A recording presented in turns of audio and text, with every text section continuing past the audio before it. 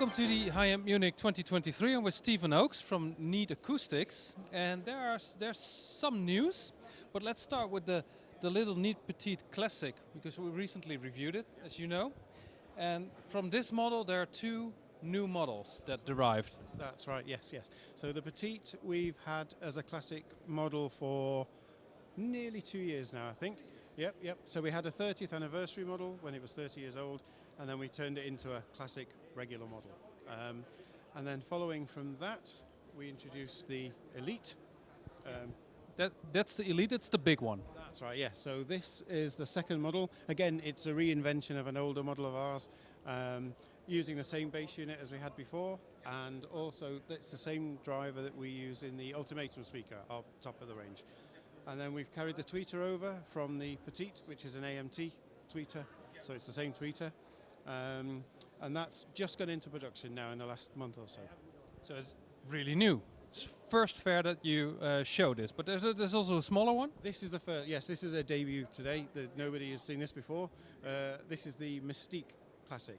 And again, another reintroduction of an old model, but it's not really that much like the original Mystique. This is a new design, really. One thing that you can't see on camera probably, but there is also a bass unit in the bass. No, there's no bass unit in this, it's just a port. Oh, that's just a port. And this one?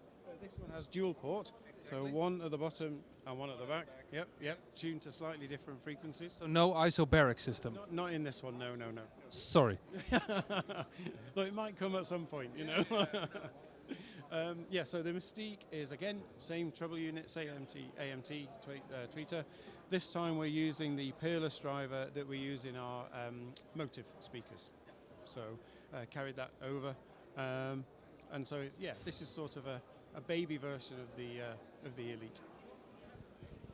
You were talking about the bass units before, and you said that they're different bass units because of different volume. That's right, yes. So each of these drivers has been chosen to work in a specific volume. So the Petite works in a 7-litre box.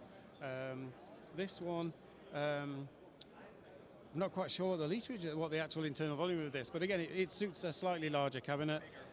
And we could have maybe squeezed that into there, but this works better. So it's just for the tuning, it's better in balance with all the different bass units, but it might look a little bit odd to people, maybe like I want this one there. You can't. Yeah, we might have. That just works better. So at least we've got all the same tweeter, you know.